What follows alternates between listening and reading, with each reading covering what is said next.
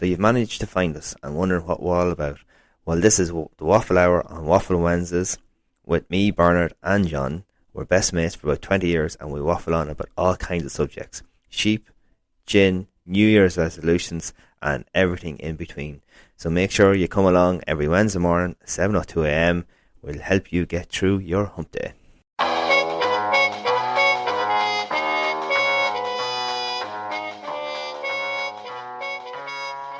Okay, hello everybody. Hey guys. Oh my god, John's back. Hello. What up, J-Dog? You made it back. Thanks for holding the fort last week, Bertie.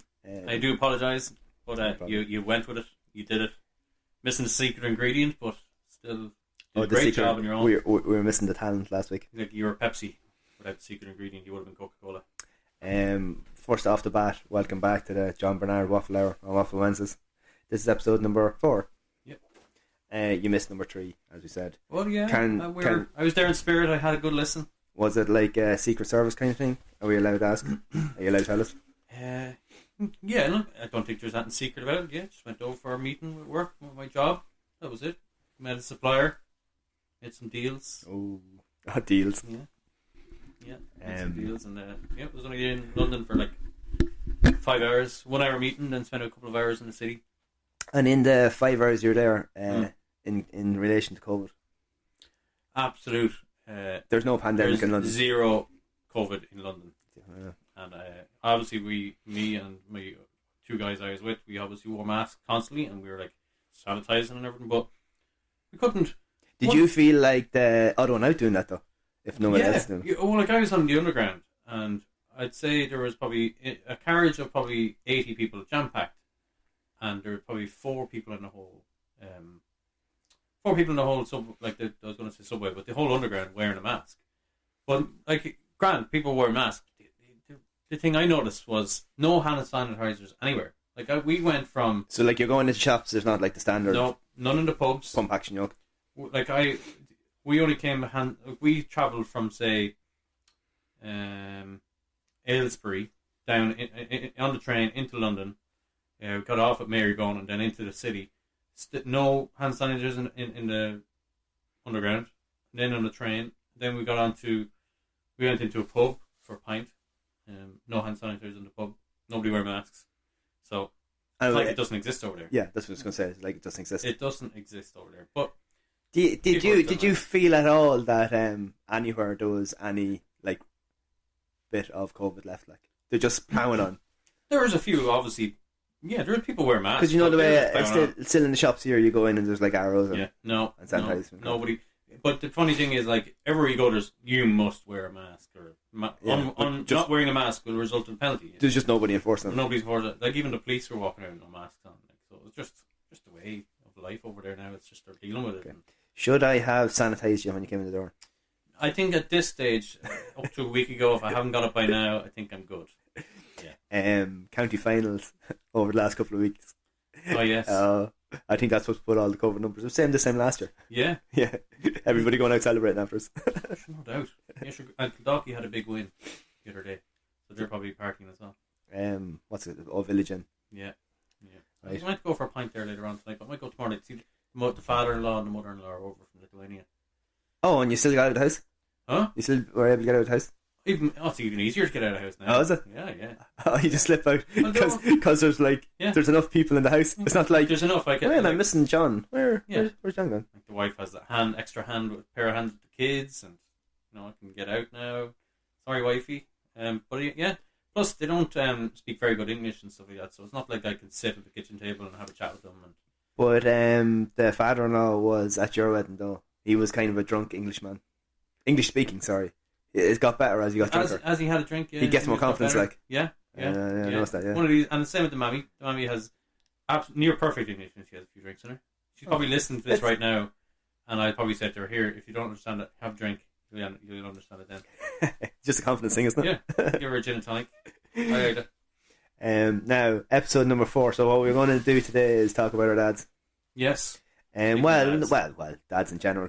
More specifically, what I was thinking of, what would you not know if it wasn't for your dad? So, like, say you're obviously a dad to 2 kids. Do you think that now, with the way like they can Google things, are they going to be like, Google taught me that? Like, is there anything specifically that your dad can do that Google can't? Yeah, good one. But yeah, obviously they're not at the age they can Google things yet. But Isabel, she's like 6 now, and the things she learns off YouTube, like, as in, when I was her age, I didn't know what was outside the front yard, and all I knew was like a hedge, the driveway, and how to play football. But now she watches YouTube videos of like people traveling around the world. She knows the geography from YouTube. She knows people like saying, "You know where Africa is?" She's like, "Of course I do know where Africa is," and she gave me a few facts about Africa. She's only 6. She wasn't one. Is Dora Explorer still a thing? No, she hasn't watched it right now. There was a bit of a thing that weren't people picking up the accent. That people in like the middle of Offaly, kids were getting like British accents from Dora Explorer. Makes sense, yeah. You know, listen to it. Yeah, because Isabel has like American slang. She's watching American YouTube, like Ryan and all these guys. So she'd have. It's totally rad. You know? Is that the dude that like plays with toys and you just watch him play with toys? Makes a fortune. He's got like millions of subscribers. Yeah. But they built up like a huge house and everything. Just out of YouTube money. Out of YouTube money, massive big house. Is podcast money the same? Otherwise, are we wasting our time? It better be. It better be. Fourth episode, no sponsor yet. So no, yeah. If anybody wants to sponsor us, that'd be great. Yeah. In fairness, though, episode 1 there's still people coming on to listen. No way. This week even to episode 1, so that's good. Yeah, still get the odd message. Yeah, we're still catching people on episode 1. Yeah, well that's it. It's up there for life now. Yeah. So it's going well. But thinking about your dad, right? Changing a plug. Simple thing. You can YouTube that now. Yeah. But I'm extremely confident. I know that because Dad taught me how to. That is. Well, no, my father wouldn't have taught me how to wire a plug now, but my father was a mechanic, so I would have been doing mechanic stuff out the back, you know, and taught me a few mechanical stuff like how to hold a light. I was just going to say how to hold a torch and burn his hand. He taught me that really well.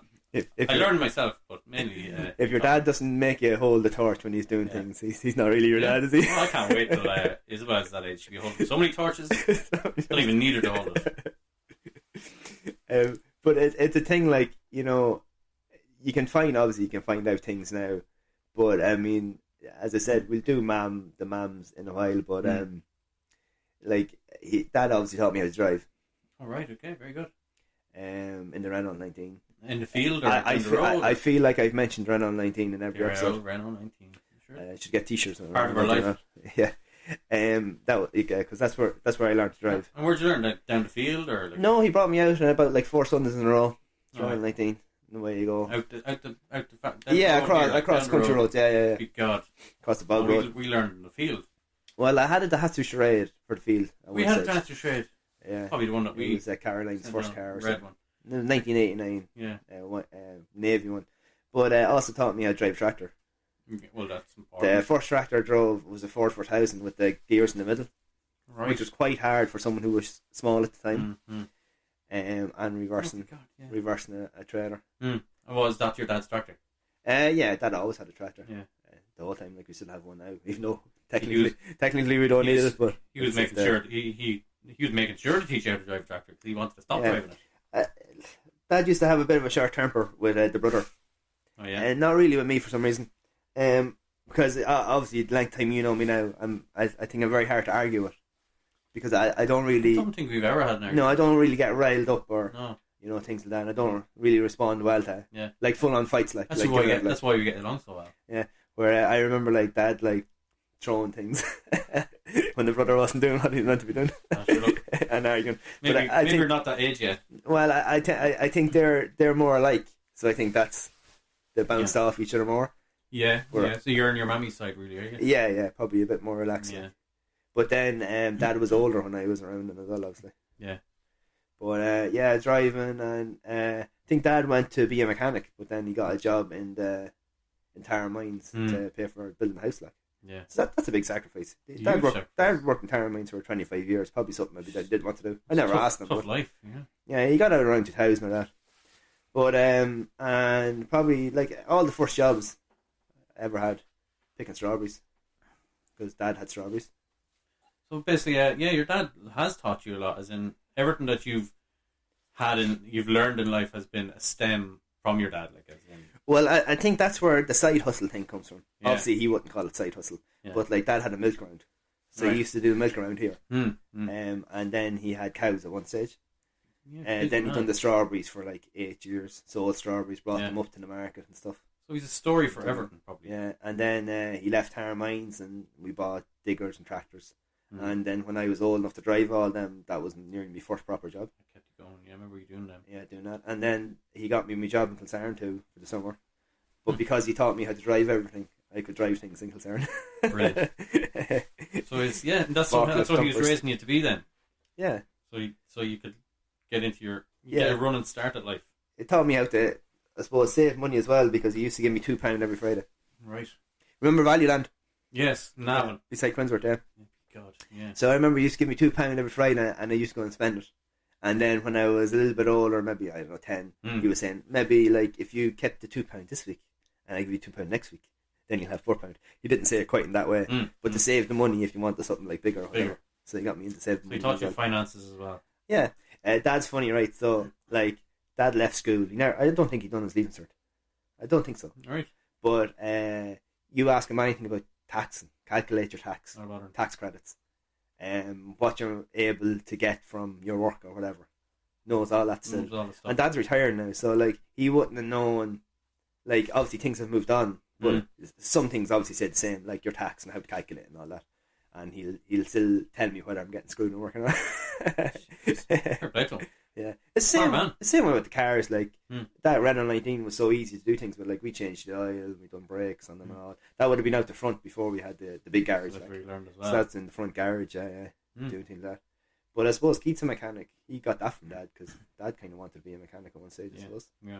You know, but things like that. It's just amazing, like that you can still learn things off him.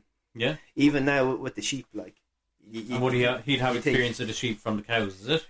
I think because Dad grew up on a farm, so like the farm was here where we are now, right? The home place, the cottage was just there beside us. So this was like Granddad's field. So those always had animals and sheep and cows and stuff. So there's always something happening. Yeah, you just kind of knows. Natural element. Yeah, and even though I've looked stuff up, and you look stuff up on YouTube to do with the sheep, right? And you think, oh yeah, that's grand. You just go out, you bend the neck back, their bum will fall on the ground. There you go. But like it's different when you don't know how to do that. Yeah. And of course I go out, I try to do it the way I seen it on YouTube, and Dad just grabs them, bang, on the back. And I'm just thinking, I watched like how many videos of farmers doing that. I still can't do it. Like, and that's it. But that's what dads are meant to be, aren't they? And I'm sure dads kind of love being that person too. Like, yeah. So. Well, do you think, as I said, with Google and like the internet now, as you said, your kids, but there are like people with older kids, probably and teenagers now that. Do they go to Dad to ask things now because there's another place to ask? I'd say there's kids now going to Dad and the Dad would know exactly how to do it, but because the kids have seen it on YouTube, they nearly contradict the Dad. Yeah, so it's kind of a different dynamic. It's not like I listen to you, Dad. I'll correct you, Dad. It's like, Dad, I've seen this guy doing it on YouTube, and you're doing it wrong. Yeah, you're doing it wrong all this time. So I can imagine there will be a different dynamic because the youth of today are looking at. If you want to learn how to do something, you just Google it now. You used to have to get up off the sofa and go, Dad, how do you do this? But now you just Google it. Did you have a book of encyclopedias? Yes, we did. But we were always missing a few letters. There weren't them. We had like a cream pair once and a navy pair. No, ours was red. Someone came around selling them one time. Yeah. No, ours are red. I remember some guy coming around yearly and we'd buy like 2 letters a year. So, and you never got. We never got full A to Z, like Pokemon. I think we got like Z, Y. Yeah. So ask me anything about Z. All about zebras. Zebras, sapphires. And then there's excellent. Like you know how to spell xylophone? No, but you could tell me the history of the xylophone. Could you? I technically could, but let's leave that one for another episode. Okay, the xylophone episode. But yeah, yes. Look. Dads are great. They always will be, no matter what. Even though the world is changing, there's always going to be a dad that'll have that extra trick to tell the kids. So, well, I think you were the same as me. Like you're quite lucky that you got on with your mum and dad as well. Oh, great, yeah. Where I obviously like there are people who probably don't get on with the parents or don't get on with one of them. Yeah, well, it's probably they don't all have the same kind of nice story. It's probably a conflict of interest kind of thing. Like the reason I got on with my parents most of the time because I was quite independent and they just let me do my thing. Yeah, like, that'd be the same as me. Yeah. When I turned, You're the youngest like me as well. I'm the youngest, so Yeah. I'm not saying now I was the forgotten one, but I'd say they had enough of the other three, and they were just like, just let John do what he wants. He learned from the other three. They didn't do great. Yeah, because like I remember when like say you start like going out in the night, like even walking when we were 15, 16, going to different people's houses and stuff. Yeah, like they never like checked up. Yeah. Once I got home, no mobiles or nothing. Yeah, when I said I was going to be home, that was grand. But I remember some of my other mates like getting in trouble for, if we were a little bit later out or whatever. Like there's no doubt I got in trouble, but it would have been the mother, because she was so worried. Yeah. Father wouldn't, because the father would have been like he would have been in the garage from say 8 in the morning, and he'd be there till 1 o'clock in the morning. So I'd come home. And he'd still be out in the garage. I could be home because the garage was at your house, like when you lived out in New Haggard, like. So the father would have a day job in the bank. And then he'd come home and say, "Oh, he wasn't a full-time mechanic." No. Oh, he'd be gone at 8. I thought he was. No, he was worked in Bank of Ireland for like 20 years, doing the door. He would have been standing at the front door of the Bank of Ireland all the time, or he would have went down to get the money and all that kind of stuff in the post office and cash change. Oh, I never knew that. He was a key holder and stuff like that. But, he didn't wear a top hat, like. No, I think no. No. Graham Thomas. Okay. No, just for bank. He was kind of like he loved it now. Yeah, he had the keys. He'd be like what a porter is in a porter, I suppose. Yeah, in a hotel. The bank manager needed something done now. And so that's the job that you would have remembered him when you were growing up as doing. Not even. I wouldn't, because I would have known nothing about it. All I knew that he went to work in the bank. I knew nothing about it. His main. All I knew about him was because he did all that when I was in school. Yeah. So I just come home from school and he'd come home and go straight into the garage because he'd have a few cars to do that night. He'd be in the garage till like 1 o'clock. And did he ever do like his time, or he was just handing you the cars? No, yeah, he did his time. Yeah, he served his time in Kilcock Ford. Dermot Kelly's. Oh yeah. He served his time there from a young lad all the way up, and then he went to Boy. The garage that was across the road from that Boy petrol station. Oh, there's someone in there now. He became workshop manager in there. And then he left there and became workshop manager in Trim Motor Factors. Oh, so he was in Trim Motor Factors when it was down on opposite heads. Yeah. What's that street? That's not Haggard Street. It was when he was across from Leanhan's. Remember Carr beside Leanhan's? Yeah. And then across the road there was Trim Motor Factors used to be in there. Yeah. Where the church is now. The Live in Hope church thing. Oh, it was in there. That used to be in there. Long before, like, I just have faint memories of it. Because I remember it being beside where the Dole office is. Where's the Dole office now? Down opposite heads. And there's apartments there now. That's where I remember the motor factory. We're literally up to the left of that, yeah. So it was there first and then it moved down? Oh, Jesus. I'm trying to remember now. I think those buildings weren't even there. Or am I getting confused by something else? It was to the right-hand side of the Haggard. Oh. Okay. I can't. Yeah. We'll have to research that. Yeah, I know FBD was in there on stage. FBD were there before the movement. And now you say Baptist Church or something, is it? Live in Hope Church or something. Yeah. We won't get into that. But so he was in there doing all that stuff I kind of just went out, gave my hand, held the light as I said, and he taught me how to do all the mechanic-y stuff. Now I wasn't great listener, so I didn't really get into mechanics. Yeah. I kind of did my own thing. Like when I was 16, as soon as I could, when you turned 16, you could get a motorbike license. That's when you bought a scooter. And I bought a scooter, and then I was free. I drove the scooter to school, drove the scooter to friends, drove around, and then after that got a motorbike. And I was kind of it is independent from 16, so I kind of drifted away from even learning anything from the father. Yeah. To just hanging around with lads. That's true. I think I might have been the same. Because it's like, you think, oh, your lad's at home, he's always going to be there or whatever. Yeah. But do you think then, as you got older, because I know I have, that you spend more time with your dad? Yeah. I'm probably learning more stuff from my dad in the past 10 years, at my age now, than I would have when I was between 1 and 16. Because I suppose at that age, like you said, you're doing your own thing. But he's a lot more mellow as well. He would have, like back then, when he was raising us, he would have had this like father figure approach, like domineering. It's a stern or whatever. Yeah, stern, like behave yourself. Didn't want to get in trouble or anything like that. Yeah, but now he's more of a grandfather kind of. Look, how's your life, son? What are you getting? How are you getting on? Do you need some money? No, you're all right. more on that end. So yeah, there is a dynamic there where if we're talking about the younger years, I'd probably say, yeah, I probably didn't listen to me father enough, but I wish I did. But now that I'm this age, I probably learned more. But do you think that, like, can you remember any time that, like, you got, like, in big trouble? Because for me, I'm sure I did, but they seem to have faded away, and you only remember, like, good points, if you get me. Big troubles. Like, there's times you would have got in trouble for things. Yeah, like, I'm sure I did, but I can't really remember. Oh, plenty of stuff, like breaking a few tools or dropping an engine or whatever, like little things like that, or crashing the motorbike and telling lies. Or the amount of times I crashed my bike and had to ring him, like, to say, "Can you come pick me up after crashing the bike?" And he'd go mental because he'd constantly say that bike's going lethal. Yeah, and I'd be like, he didn't like motorbikes, you know. No, he hated them. Yeah, no, he didn't hate them. He just thought I was irresponsible, too irresponsible for it, and he was probably right because I scuttled myself a few times. But I was so stubborn, I kept on going. Because I think, I don't know how you feel, because obviously it's you that has the two kids though, but, like, do you overthink the things that you're telling them? That you think that that's going to have an effect on their lives?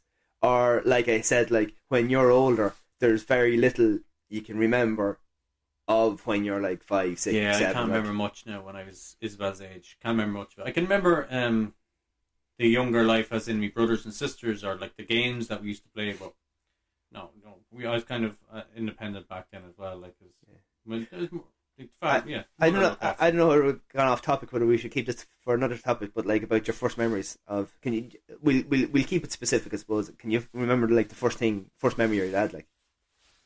Instead, I was going to go. We'll talk about maybe first memories in school and that before, or in a different one. But the first instance or the first thing with your dad, like, what's the earliest one you can remember, like? The earliest one, probably, like, doing the Town Olympiads, like going into the town. Remember when they used to have the sheep and the markets in there? Oh, yeah, it was on Market Street. Yeah, Market Street, and then swung up Castle Street. I feel that's why it was called Market Street. Yes, but they used to put the sheep and the cattle and bales of hay. I remember being carried around that. Yeah. That's probably the first memory of my father, That was like the way it used to be, but then they started doing it as the fair. But that used to be it every Friday or whatever, for the market. Actually, interesting. I don't even think it was every Friday. It was the Town Olympiad, where it was once a year. I think. Yeah, but that was that was done as the same as what the market used to be. Because the market used to be a Market Street. Yeah, true. So it was like a throwback to that. That's what reminded me of this story. I don't know how true the story is, but the livestock mart used to be behind Parton's down in the town. I didn't know that. Yeah, before it moved out to opposite Martin Heights. What's behind Parton's now? They still have a shed there. Wow. Yeah, obviously it's been converted or whatever. Yeah. But the mart used to be there. And there used to be, Lynch's had the pub and Lynch's had the shop. But they also had, like, a gift shop in the middle. Right. I won't say it wasn't the gift shop at the moment because that's more important at the end of the story. So apparently a bull got out from loading in. Now, maybe I'm changing the story from what my dad actually told me. Yeah. And it came out of the mart. Right. And it went across the street and into this specific shop. No way. Now, it's important to know for the story that there was a bull. It was a bull, okay. And this particular gift shop sold nice cups. Like China cups? Yes. So what would you might call it? You might call it a China shop. That is. So literally a bull went into the China shop. And I can't remember who Dad said it was. I think it was whoever ran it or whatever at the time or something walked out and seen the bull or the bullock or whatever it may be. Yeah. And the bull actually just backed out of the shop. Just backed out, happily out. Just backed not out. A bit of damage. Like I said, I don't know. Have I changed that story? Is that factually accurate? Well, it's accurately over the years. Let's say 40 years. I'd say one little word was changed. God knows what kind of story it was. Yeah, so that's the story. One of the stories Dad told me. I kind of like hearing the stories often, even the ones that I'm not involved in. Yeah, look, I think dads of that generation all have a story, don't they? Because it's nice as well that to know that he like the bit about the cottage beside us, and like there's one picture I think I have of the cottage there, and like it was literally right in the road. It was thatched cottage, because I think you think that when you think of thatched cottages, like you think further ago or further in history than your dad. Yeah. Because obviously, like, your kids know that you didn't grow up in thatched cottage. Now, you might guilt them and say that you walk to school in your bare feet when you're guilt tripping them, maybe. Yeah, definitely. But they kind of know that that's not true because you're not that old. But your father no doubt said he had to walk. Yeah. Mine did as well. He said he had to walk from Kilcloon to Maynooth. Yeah, but the fact, snow and rain. The fact that they probably actually did. But, they probably did. The thing is, like, you don't think people, like, that's in your life now, you think thatched cottages is further ago than that. Yeah.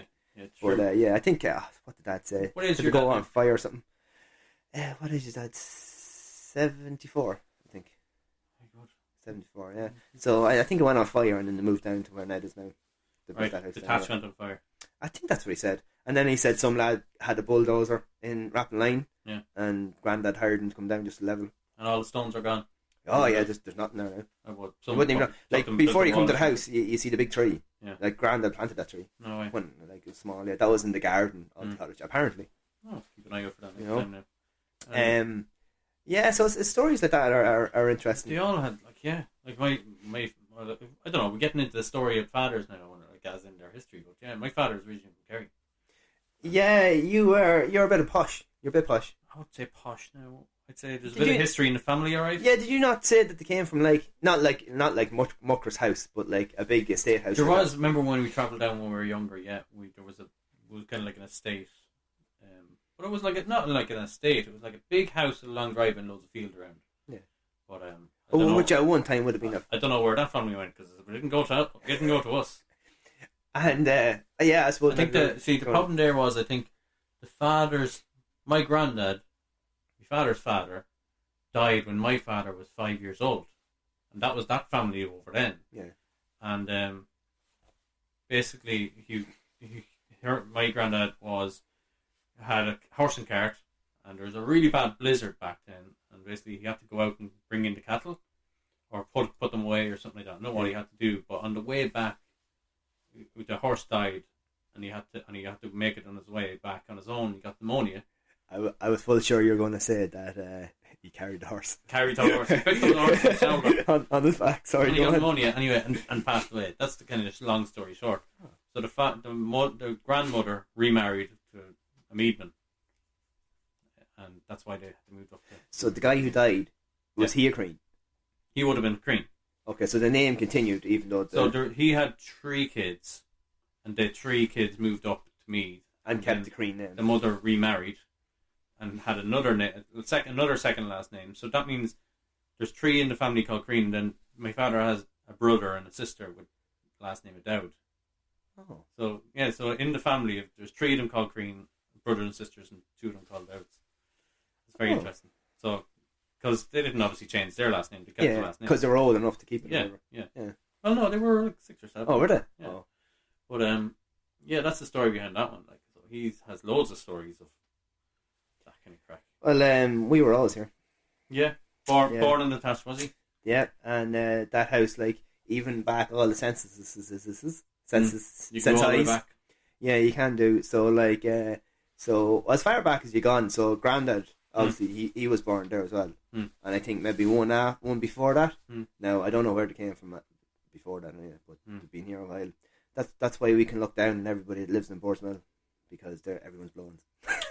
Right, I would put that apart as a from big us, sign. Yeah, apart from us and a couple of other people. The OGs. Yeah. You know, that I know people always say that the love for the come from and stuff like that, but I think when you can go that far back, it feels stronger too, doesn't it? I think, though, when you think of Borsmill, you have to think of the McLaughlin stuff. McLaughlins are pure Borsmill heads. Well, the census proves it. Yeah, well, that's the thing, like, the whole lot is McLaughlins. Yeah. Yeah, he's a proper Borsmill. Yeah. So, there's something to be proud of.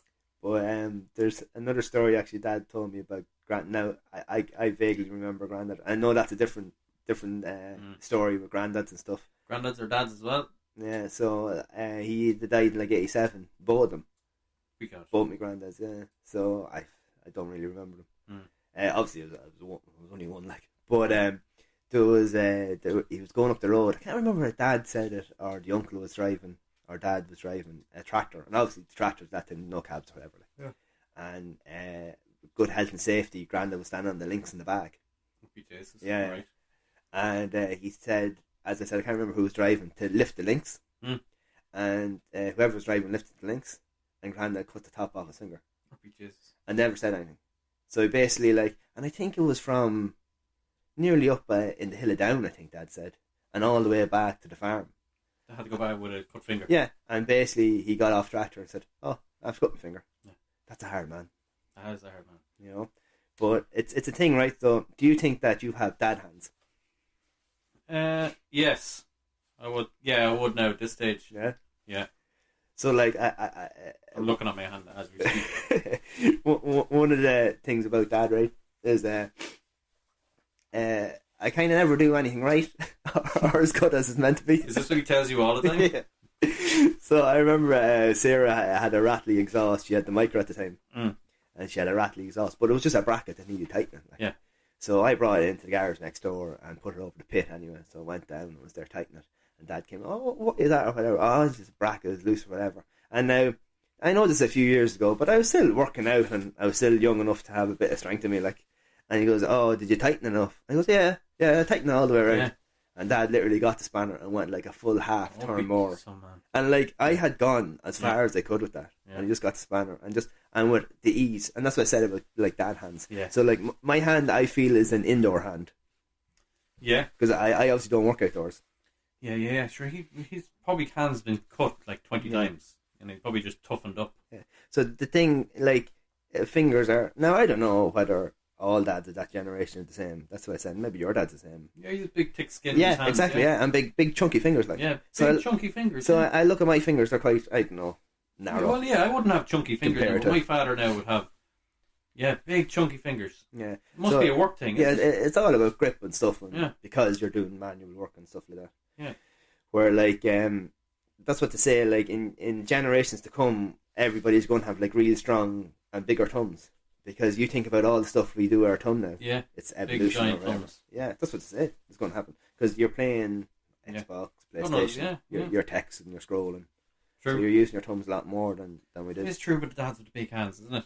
Yeah. Yeah. Go home now and look at your dad's hands. Yeah, exactly. Yeah. Everybody- Just to see. To see. But I suppose it depends what age your dad is. Because if he's the same age as you, He's 78. yeah. But But he's had big hands since I remember. Anyway. Yeah. Yeah. but if people have dads that are your age, then the hands are probably not as dad like. What are you trying to say?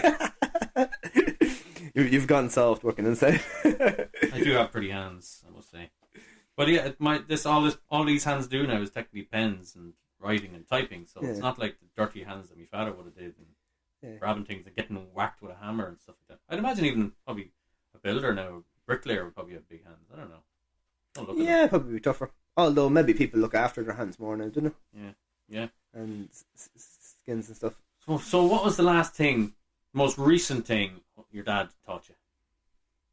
Most recent thing. How Yeah. did you dose the sheep? How did also she? Because he would have dosed the cattle when he had them. Yeah. Yeah. Very good. And actually, I don't know when you drive in, right? When you pass my garage. Mm. Well, not my garage, but the garage of the house. And there's a timber around the window. Right. That window got broke before I was born. And you know who broke it? You. No. Oh, yeah, before I was born, yeah.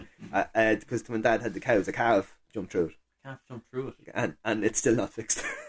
Jesus. The window. Because it's in the garage. They need to fix the window for it. And if he probably doesn't want to fix now because it's tradition to have it broken. Yeah, that's Or maybe he doesn't so. fix. Maybe you should But- fix it for a surprise. Now, I know the house that you lived in, New Haggard. Yeah. Your mum and dad built that, no? Yeah, they built that for they built $5,000. Yeah. Remember that time? That was the granddad. The granddad gave them the land, and then he built the house. Your granddad owned that. Granddad lived next door in that pink house That's it. Where CJ, well, where CJ bought that place. also, That was yeah. granddad, and the uncle lived in that house. This guy with the beard. Yeah. Oh yeah, that was your Yeah. granddad. That was the uncle. Oh, that was your And the uncle. granddad was older. Oh, okay. So that was the uncle, and then granddad was in that house. He's a taller old man. Yeah. But funny story is that wasn't always his land. He had land. You know where John Smith's welder is? Yeah. He owned all that land that was there. Yeah. And basically, Gabriel McGeo's, you know McGeo's? Yeah. They had land beside there. So what they did was they said to me granddad, look, I could be wrong now, the mother would be listening. That's not how it happened. But what they did was they said, look, Jack was his name, we've a bit of land out there. I need the land that's beside our land. We'll swap. So they swap. No, they just clean swap like. It's clean swap. And what like quantities? Like, I think it was about 3 acres. but is it like, was the quantities the same?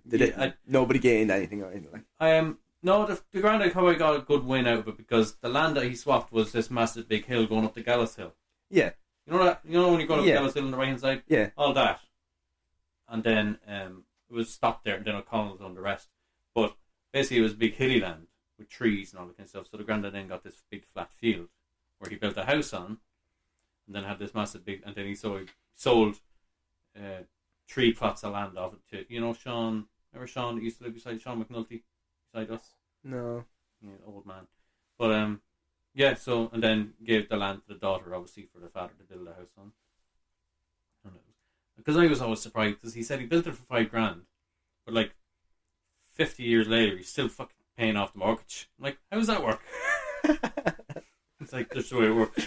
What are you paying that for? Yeah, I don't know how much the house here. I remember Dad saying that But the father built it all. Like, yeah, the dad and the uncles built the house here. Yeah. That's why the walls in the hall are crooked. If you stand in our house in the hall and look, like, get your eye line and look down. You like see like a slight bend in the wall. Yeah, I think every house back then. Everybody built their own house back then. Well, what? A vernier calipers or something like that. Yeah, I think at the time, most of them were working in the buildings, and they just came back and built the houses in the evening. Like the father got his. The father did construction engineering in college. Oh yeah. Yeah. Before he went into mechanicking, so he came out and then built a house with all the knowledge he learned. But you knew a lot now about the building. You wouldn't know much about the building these days now. Yeah, of course. Yeah, back then, he knew how to do the plumbing, the electrics. Yeah, he knew everything. Like he wasn't one of these fathers now that wouldn't do it. Like he put in his own showers and everything in the house he did. Well, I think that's one of the things about the dads too, that you always try and like they do it themselves instead of paying for someone to do it. Yeah. Where now it's kind of the shower's not working, ring the electrician. But to be honest, I get that from my dad because I'll try and fix everything in the house. I'll do a terrible job of it. But I will try and do it myself. And the wife hates it. But I will do it myself in my own time. Yeah. In a year. But you just say about Agneta there, right? So, like, you come from where your dad would try things, same as me. Yeah. And, yeah, as I said, the majority of the time, it's good. He knows what he's at, like. But what would her dad have been like? Yeah. Her dad is the same. Yeah. Well, he'd be a hard worker, right? So that's a Lithuanian dad. Yeah. So dads, just to give it more, dads are the same no matter where you go. I'm not going to insult him here now, but he'd be more of a feed the family dad, as in he'd go out and work. Go out and work, go abroad and work, or go fishing to get the food. Yeah. And then her mother would be the builder. Oh yeah. Her mother looked after the home and built extensions and did the electrics and the plumbing. Yeah. Her mother's some woman. Anyway, that's another story. But her mother's some woman now. But the dad now, he's some man as well. He's like 7 foot tall. But he goes out and earns the money for the family and makes sure. So it's just a slightly different dynamic in a different country, like. Basically, because that's what you have to do. The man goes out and works, or goes abroad and works and makes the money, and then sends it back home, or comes back home with the money and invests it then in the house. So it's different dynamic. Just thinking, like, I mean, there's things that I know, and sometimes it's hard to trace back. And like when you meet someone that doesn't know it, and you're like, why don't you know it? Yeah. And then when you kind of think about it, then it's probably your dad that taught you. Yeah. But your dad probably taught you the scenario of it, like as in because your dad always took on jobs himself and never would have rang anybody. And same with my dad, we do the jobs ourselves. It's just in our blood. It was like, oh, yeah, I need a bench in the shed. Yeah. And you wouldn't go buy a bench. You go to hardware. You'll buy the makings of the bench and you make your own bench. Yeah. And like that'd be well able to like, but he put down the paving in the back. Yeah, so that's the importance of that. And he can lay blocks, like obviously not as a professional, but like it's good enough for to keep going. Around, like. Yeah. You know, and did he make the shed we're in now? Did he make that? Well, a lad that came to do it, like he helped him, all right. Yeah, obviously he wouldn't be able to lift that big girder up. no, we had to get the he's good, but he's not that good. The teleporter in. Yeah. But look, as I suppose time goes on, you do need because everything becomes more specific and health and safety and things like that. Yeah, you know. But even the electrics are different now these days. Like then it was just fuses. When I was in college, it actually changed. When I done civil engineer first, it changed because when I was in first year, it was all about BS, British Standard of building, and then I went to the European Standard of building. they changed it. So things changed then, and that was back in 2006 or whatever. So it's probably changed against then. What did your dad think of your life choices in terms of going to college, or when he said did he say to you you should be a civil engineer? Well, I'd say because of them, probably both Mum and Dad, I didn't quit. Like, yeah, I even though I didn't really like it as a career, I still finished it out. Yeah. So I think things like that, like, and now I probably don't work as hard as Dad's ever worked, but I always feel like that anything I do, and like he always said, unless you're dead, like you get up for work, like. Yeah. So I like, no matter how, now obviously it's different now because if you're even half sick, you can't go to work. Yeah. But I've been in Maynooth since 2008, and I've called in sick twice, and that's it. Like, it's a lot to be said for it. You have days you don't want to go in, but like when I started working with Dad first on the diggers, like it was get up, call you get up, you go to work. That's just the way it is. That's the way it is. So that's slightly ingrained in me from him as well, as well with taking on all side things. Yeah. But like even when I had the bouncy castle, like Dad came out with me, and he learned about the bouncy castle and stuff like that, and always willing to help me, even with the sheep, like. Yeah. But I like doing things with my dad. And would your dad now think that you have it handy compared to his life? I must do, sure. You have to. Yeah. Same with my own father, sure. He probably thinks I swanned through life compared to what he did.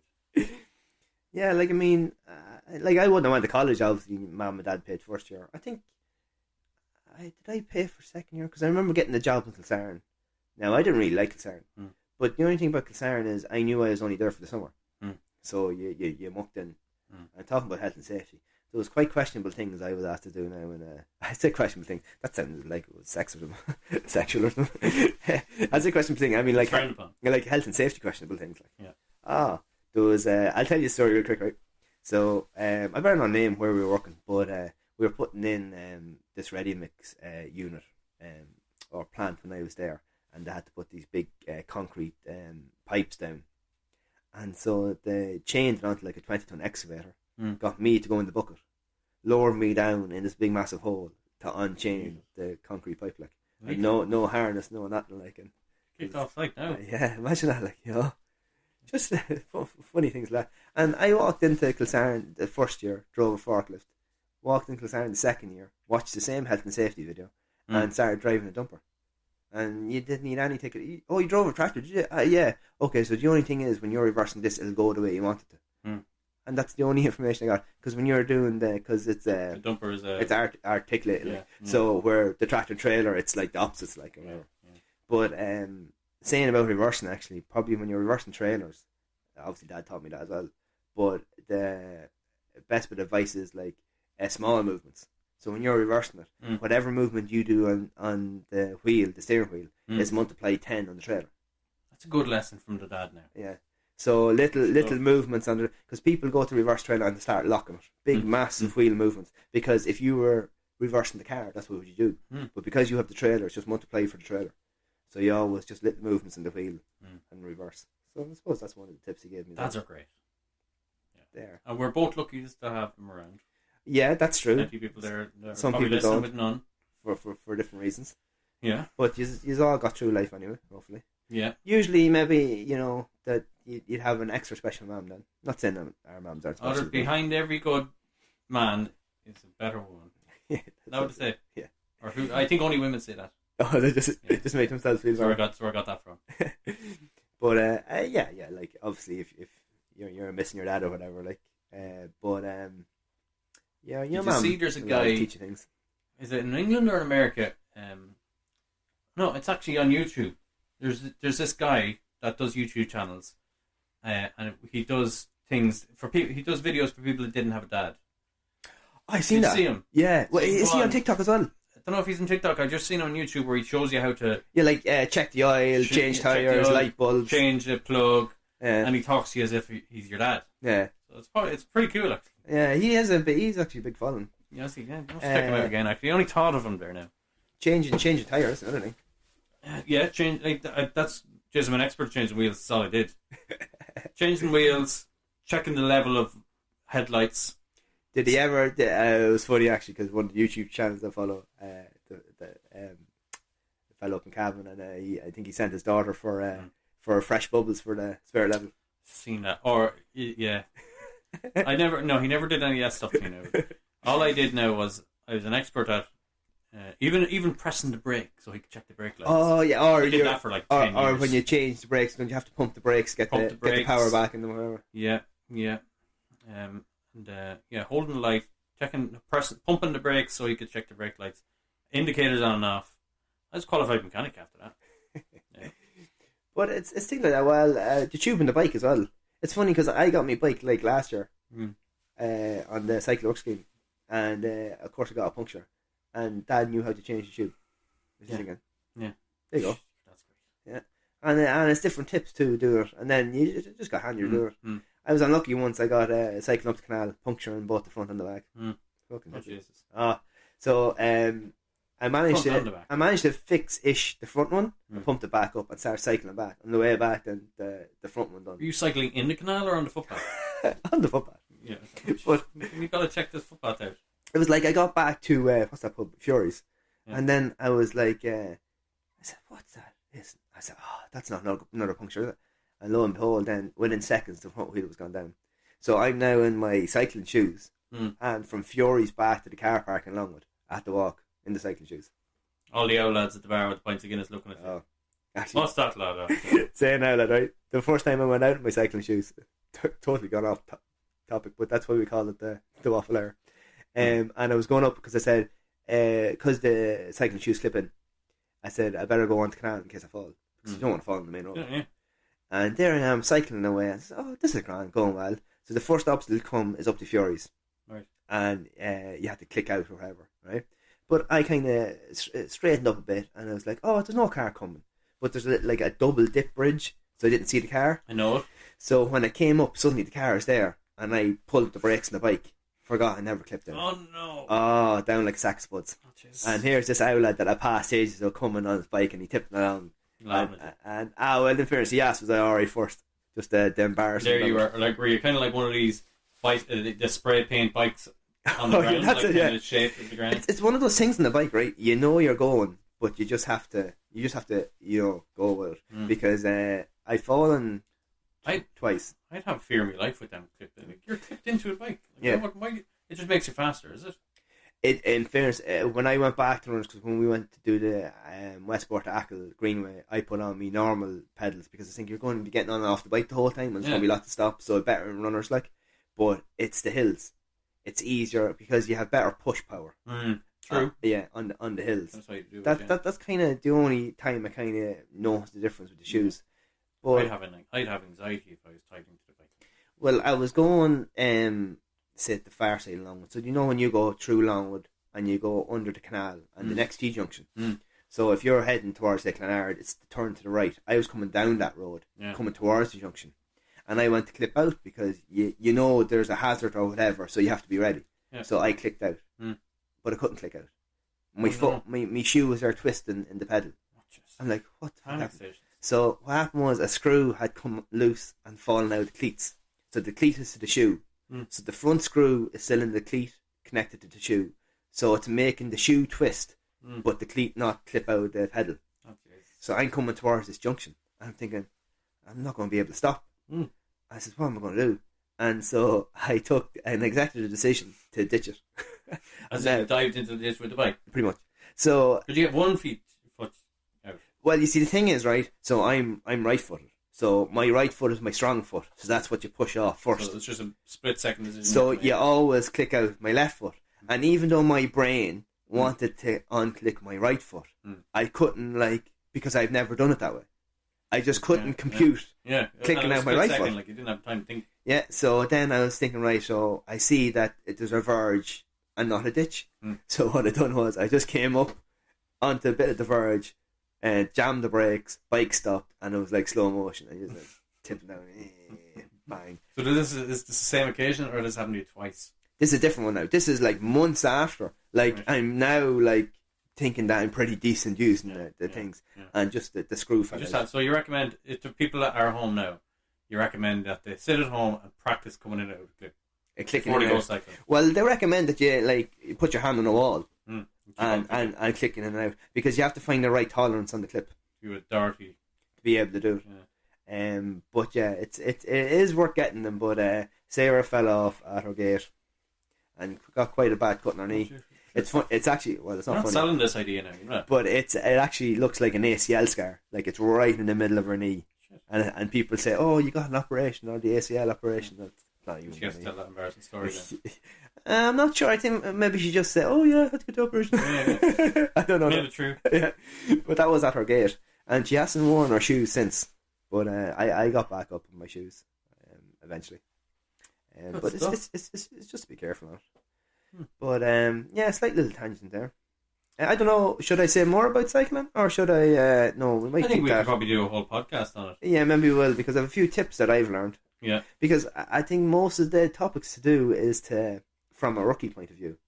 So obviously there's other rookies out there, or newbies or beginners. Yeah. So that's why it was nice to do the gin that time as well.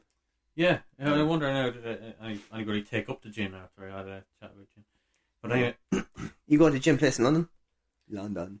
tried to, just such a short amount of time. And 5 plus, I kind of a bit paranoid about going into pubs, to be honest. Yeah, We yeah. went into one pub, it was nice and empty, so we got a corner of the table, but we knew if we went to a busy pub, like, it would just be coughed on, and we just said no. We have a job to do, we're here to course, yeah. just come over for a quick chat and then out of here. But like once we got into the airport, and then we met all the Irish people on the Ryanair flight back to Dublin, it was all like masks. And so Ireland's doing a great job. I just don't know why your cases are so high. Well, Maybe it's controversial. yeah, I don't know. I think just that people maybe are not vaccinated, some of them, and they're acting. I would have said that too. But Is that- we're high enough now. Or is it the vaccination fact that rate, people have got vaccinated and think it's a vaccination that stops COVID, which isn't true? which isn't true. That's the problem, I think. People think they're invincible and it's, I'm vaccinated. Sure, yeah, come on, Bridie, come on in. I'm vaccinated. It's okay. And then Bridie, and then Sheila goes in and has a cup of tea with Bridie. Use the same cup. You know. Have a cup of I tea. tell you, the same cup was drank out of over the weekend as in some of the county champions. That's it. I'd say so. That's sure, they'll be all out of work now. Oh yeah. Their mothers would be ashamed of themselves. Well, like, is it like that? I don't know. I don't want to get political or vaccination political. Or You could get a few vaccination letters. because- We get a few letters in. I want to keep it like light, good But, topics. Yeah. No, let's stay neutral because I'm sure we all have opinions. Yeah. But get vaccinated, everybody. If there's any vaccination companies that would like to sponsor the podcast, Pfizer, if you're out there. Yeah, this podcast, the Pfizer hour. Yes. Perfect.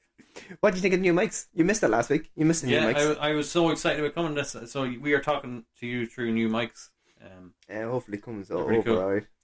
So we can fix it up. We'll next. check the sound after. But they're really cool. Really, really handy because we did have one mic between us, didn't we? Yeah, and it sure felt like we were off down the corridor Yeah, talking. yeah. So Like hopefully we the were quality's very better. intertwined, the two of us. Like we're very close to each other. Did anybody text you about any of the episodes after who we Not mentioned? after the first one. It was kind of like after the first one. It was kind of like people, oh, listen to that. It's pretty cool. Do you know anyone in Belgium? No, yeah, I do actually. Oh, They no would have way. been probably the gin people. I've a lot of gin fans. Two and gin listeners in followers. Belgium. Yeah, probably. I have two gin friends in Belgium, so they probably just had to listen because they have their own podcast as well. Is it about gin? Yeah, about gin. Yeah, so give them a plug. So What is it? one guy is called Gintastic.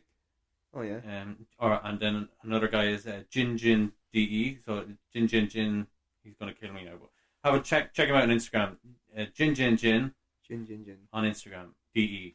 And he also has this gin podcast. He'll kill me now for not remembering the name of it. Putting you on the spot. Sorry. Apologies, Johnny. But he will kill me. But anyway, he has this gin podcast and he interviews gin distillers. But see, gin is huge in Belgium. Like, It's a big thing. Belgian Did you people never heard of go it. and put in Gintastic into Instagram and it's like, already used, or did you get your gin? Gin enthusiast? Yeah. Did you go like Gintastic as well? No, I went. No. I'm gin enthusiast. Yeah, I know, but like when you were coming up with your name, did you put in loads of names and they're like, or was Gin Enthusiast Gin like straight off the bat? was straight off the bat. Oh. Actually, my first name on as in my gin journey, I was Irish gin blogger. Okay. And so what I needed then was, because it was getting more and more popular, I said, I need to get more like universal with my name. Yeah. Like Irish Gym Blogger is just better marketing. it's just Irish Gym Blogger. Just in case you had any merch. So yeah, I became the Genthusiast. Oh. And then I think there's one more Genthusiast in the UK after that set up after the me. Fecker. We'll get him. What's his name? Where's he live? Yeah. And they call themselves Genthusiast UK, just to kind of differentiate themselves. But okay. Not to matter. Yeah. You know? So do you think you're the original gin? I am the original Genthusiast. And, Ireland's number one blogger. Does your dad drink gin? No, Dad doesn't drink. No, just my dad. Pioneer. Yeah, same like that. Must be the generation. I don't know. Like that's not specifically why I'm a pioneer though. I don't know, my dad. But then there's no drink in the house. But then you obviously said there was drink because you robbed it.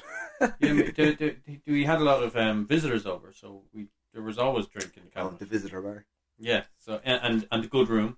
Oh yeah, The good room was full of rubbish throughout the year between January and November, and then we emptied Christmas it. for visitors.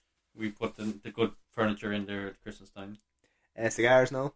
Is he a cigar man? No, he smoked a lot though, like 40 fags a day. Oh yeah. My dad used to smoke, and I think Keith asked him when he was like 4 or 5 not to be smoking, and just gave up. Bang, threw him out. Fair play. Threw him out. Yeah. Never smoked again.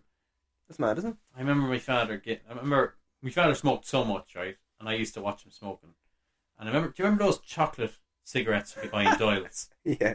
Like they had the paper around them and everything? Yeah. And I remember one day, I went out. My father used to always have a fag in his mouth, right? Yeah. And he had this roller thing that rolled under the car. Yeah. So he'd be under the car all the time. Every time I go out to the garage, just 2 feet under a car. And smoke. And then he'd roll, and smoke. And he'd roll out with the fag in his mouth, and he'd go, give out shite, car, rust. And then one day I got this chocolate cigarette In Doyle's, and I put the chocolate cigarette in my mouth, and I rolled under the car, and and rolled out and rolled back, and the father seen me, and he gave out shite, and he said, "Get everything out of your mouth. I don't ever let me get." Obviously, he didn't want me smoking. Yeah. But and did it work? You never smoked? Never smoked.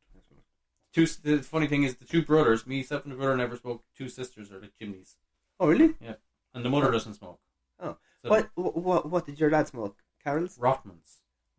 Yeah, the strongest ones, I think they were. Rotmans. Yeah. I know there was. What was the green packet? That was. Carol's.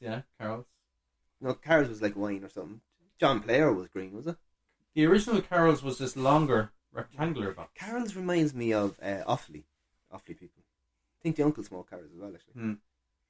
Maybe it wasn't Carol's that was the longer. Green. There was a green box and it was a bit longer. It was like more of a rectangular. Yeah. And then there was Benson. Then there's Silcut and Benson, Marlboro. Do many people smoke anymore? Yeah, loads of people. Yeah, I know my Social work now. smokers. 3 or 4 of them do. Yeah. Do they? Right. We're coming close to the hour now. I think we're. So we, it always goes fast. Yeah. Never made your tea again. We will get tea making We'll get a facilities. kettle. I'll bring a kettle. I have a kettle. You have a kettle? I have a gym kettle. Oh, gin kettles are the best. Gym kettles, yeah. Half full of sweat. When you mentioned Doyle's there, we might go back to a history one in a couple episodes times. 100%. Things like all the old places that are closed. Yeah. People like talking about that. Yeah. So that's coming up too. Maybe not next week. Next week will be episode 5. Yeah. So every 5th episode, maybe. We want to get people in to talk as well. Yeah, we might the likes of that Doyle's thing. Maybe we'll get like someone if someone wants to join us. I don't know whether they can do it like remotely or something. We'll talk about Doyle's. I'm sure we could do it over Zoom, can we? Yeah. We'll set up a Zoom thing. Maybe because of COVID, it'll be too tight in here. Yeah, I think it'd be too tight in here. That's okay. I think it'll be too echoey in the gym. I think we'll get them on Zoom. On Zoom, yeah. I'm sure there's some way of hooking the Although, Zoom if anybody wants to send us clips or bits of information about, yeah. we'll do that then next week. Episode 5. So if you want to email in, WhatsApp us on a recording. Can you download a WhatsApp recording? Oh yeah, we can play it over. WhatsApp us on a recording of your favorite memory from like a shop that shut down. In Trim. Yeah, anything that's not in Trim anymore. Yeah, we'll go Trim or anywhere, I suppose. The Trim people used to go to Navan every Sunday. Yeah, anything that's closed now that used to be open. Remember the big Londis that was where Super League was now? Don't be spoiling next week's episode. We'll do that then next week. It'll be another history one. Episode 1 was, episode 5 will be that. Yeah. But if you want to email us, it's the jbwafflehour@gmail.com, and of course we're also on Instagram if you want to go like that. Yeah. It hasn't really blown up yet. Haven't really put much up, but we'll get there. We'll get it fixed. Yeah. It's the JB Waffle Hour podcast on Instagram. And then anything to finish off, J-Dog? No, looking forward to next week now. You're back after your brief hiatus. Yes, don't worry. We're back to regular programming now. So you have been listening to the John Bernard Waffle Hour on Waffle Wednesdays, and as I said, this has been episode 4. So we'll chat to you next week. Sign off, John. Thanks very much, guys. Take care.